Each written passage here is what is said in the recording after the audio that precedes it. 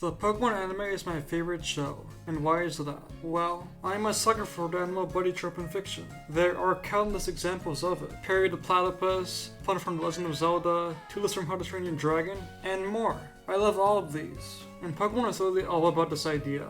It's the core theme. Ash and Pikachu embody this theme, so I have to talk about them first. So that you can understand what I mean, I need to go to the very beginning. Episode 1, Pokemon I Choose You.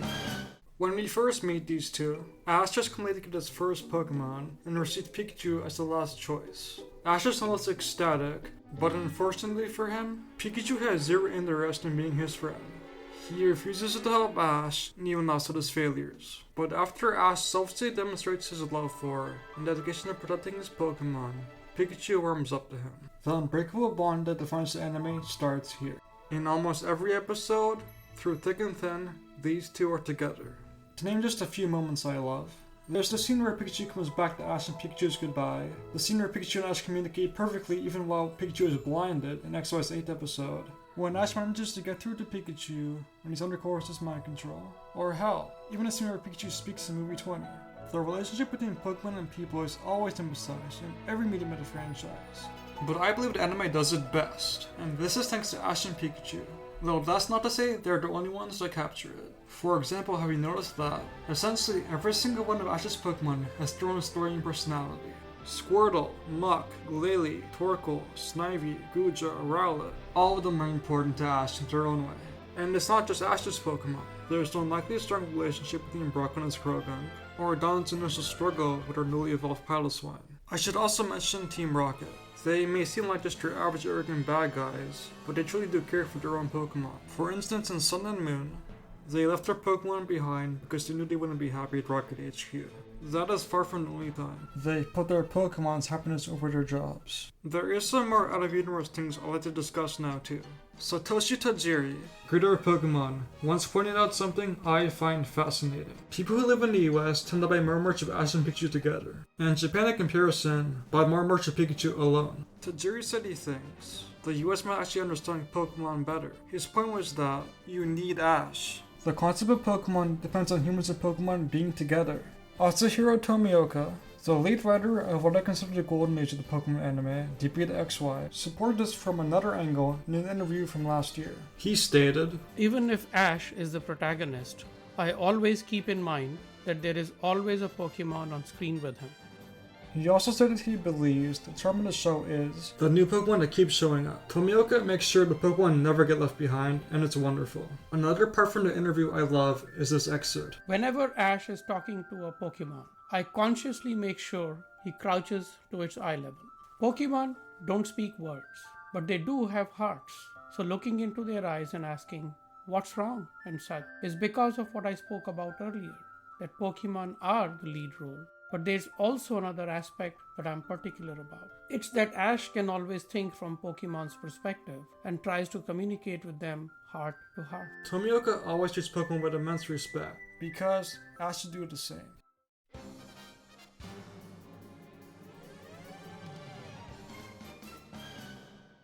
By now, you should understand why the anime is really good and works so well. So it's time to talk about my favorite series, Diamond and Pearl. The anime absolutely peaked here, and I think it's because the core theme was part of the central conflict, the rivalry between Ash and Paul. Ash believes that any Pokemon can become strong through hard work and perseverance. He doesn't judge them based on their strength, and always gives them encouragement even if they lose. Paul believed the opposite. He didn't bother with a Pokemon if they didn't show immediate potential. If they disappointed him, he would give up on them. In his eyes, bonding with his Pokemon too closely will turn them into slackers. While Paul's tactics gave him a powerful team, Ash's strategy gave him a family. It was a perfect rivalry, and I was thrilled to see its developments across the series. During the gap between Ash's 7th and 8th badges, some of the most important events in the series occurred. For one, the crushing last Paul with the Brandon, leader of the Battle Pyramid.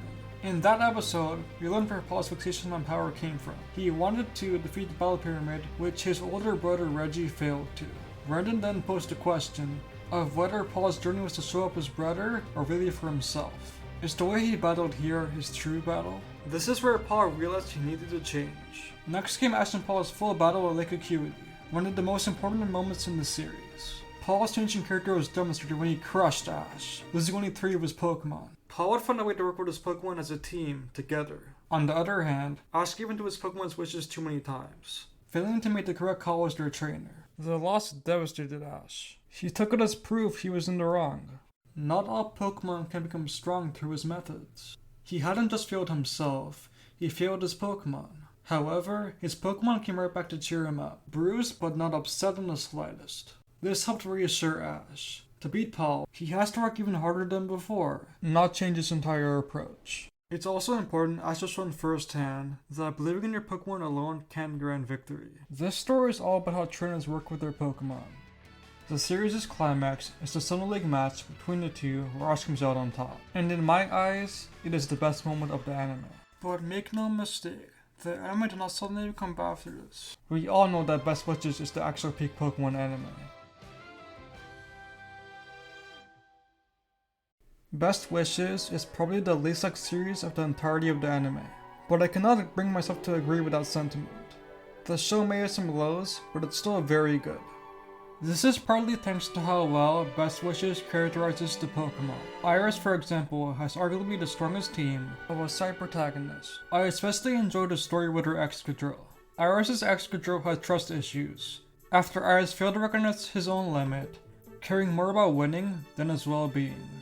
The moment where she finally apologizes to him was a great character moment for both of them. There's also the rivalry Ash's Snivy and Iris' Emolga had. Emolga's lazy attitude contrasted with Snivy's disciplined attitude very well. Oh yeah, Ash's Pokemon weren't lacking in this series either. Ash's Crocodile's rivalry with Pikachu, who we saw to fight for 63 episodes, was especially awesome. And the episodes of growth Oshawott went through when he lost his Scout Shop or had to master Aqua Jet were great. Still, the series isn't perfect. Pikachu's weakness in Ash and Trip's first battle should have been portrayed better. Ash vs. Elisa exists. The Unova League is undoubtedly the worst in the 26 years of the show. Its Ash vs. Trip is completely unbalanced, and Cameron's battle prowess is horribly portrayed. But these are 5 episodes out of 140. People exaggerate it to make it look like Ash is horrible the whole way through, and disregard the series completely. I just hope people can forgive these mistakes someday.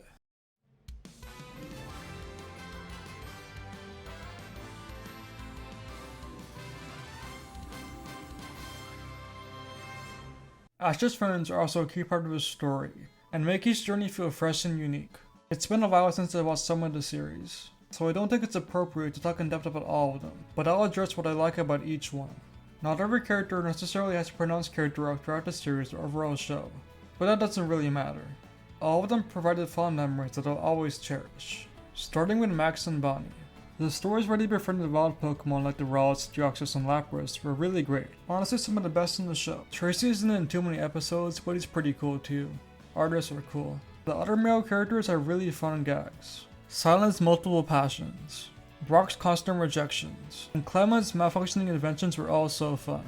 Also interesting to note is that these 3 characters played similar roles, yet they felt very different. You'll never catch me swapping them up. Now, Misty and Iris both had a relationship with Ash that was sweet to watch bloom from antagonistic into a true friendship. To some people, Iris is just a worse copy of Misty, but I think she had a lot more on her plate than Misty ever did. Like an actual goal from the start. People hate Iris, claiming she's annoying, yet they fail to understand why she acts the way she does. I've even seen someone call her a Mary Sue and a narcissist at the same time. Like, how does that even work? Not to say I dislike Misty. She and Ash always had fun interactions, and her appearances in later episodes are much stronger. Now, May, Dawn, and Serena are the 3 of Ash's companions that had a stress structure most like Ash. They had to collect ribbons for the Grand Festival or keys for the Master Class. For May, I unfortunately barely remember anything from AG, but I do remember that she, her brother, and Ash made for a lively group. Her rivals are also some of the best in the whole anime. She has a fun series, and I know I'll have fun watching her storyline. Oh yeah, the anime turned contest into something really cool. In the games they're honestly pretty meh. Contest battles were an amazing idea. Diamond and Pearl iterated and improved on them as well. And yeah, transition to Dawn. She and Ash had a strong dynamic, they were both there for each other the whole way. Ash actually watched all of her contests, which he didn't do for May. She, similarly to Ash, fell into a slump after losing 2 contests in a row, failing to get past the first round in both. It was not so they had her battle Maylene, who in the anime was also suffering from confidence loss. The battle helped both regain their lost focus, and we see this growth paid off for Dawn in the Wallace Cup. It's a wonderful little arc. Serena isn't much like May, and she's almost completely different from Dawn. Like May, Serena starts off having no direction, but otherwise her journey is much different. All Serena knows is that she doesn't want to be a rifle racer like her mother, but by going on a journey with Ash, she's able to discover her passion. He inspires her to chase her dreams and persevere. He's key to her story that makes it very special. Sun and Moon is pretty different from the rest. There are a lot of characters, so I'm going to go rapid fire on them. Lily isn't my favorite, but I appreciate her early arc of overcoming her fear of touching Pokemon. It's just that Game Freak's Lily is better in every way. Sophocles' character-focused episodes are rather good in my unpopular opinion. The Vagabond Race episode and the Moving Away episode were very well written. His Pokemon are also really good. Milo is mostly uninteresting to me, but I think a few episodes were pretty good. Lana Primarina's focus episodes came around the time I drifted away from Sun and Moon, but when I came back and watched them, I liked them a lot. Kiawe was a fun character. It was cool to have a main character serve as a rival too. The Tapu Fini episode was the highlight for me. Kiawe proved himself to a garden deity. And okay, that's Sun and Moon covered. Alright, this next series is a bit of a doozy. Watching Pokemon Journeys was my first time watching Pokemon with a community. For this reason, I'd say I'm the most attached to it out of all of these. The same can be said for Go and Chloe. However, in my opinion, both of these characters are very weak. A big issue is the Pokemon. I enjoyed most of Go's episodes, but I can't say his story was well handled. You never get to meet and learn about the majority of the Pokemon he caught, and his starter stories are just inconsistently handled. It's really unfortunate. With Chloe, I thought her early episodes were pretty good, but that all changed when she caught Eevee, who I think is the worst Pokemon partner. She's simply aimless, and that directly affected Chloe as well. When the Pokemon are weak, the trainers are weak. I'd like to go to more depth with Journeys someday, but this gets the idea across. Now that's everybody. So I'd like to circle back to Ash and Pikachu. When they were announced to no longer be leading the show, I was deeply saddened. I thought that they'd last forever, like most video game mascots. The last 11 episodes they have were thankfully amazing. Lead writer being Atsuhiro Tomioka. Also, Kunihiko Yuyama returned as general director after taking a backseat in Journeys. Aiming to be a Pokemon master was naturally all but what it means to be a master. Traveling the road, meeting and befriending new Pokemon. To wrap this up, I'd like to thank OOM and all this talent who worked hard to bring this show to us. This won't be my last Anapoke video. See you next time.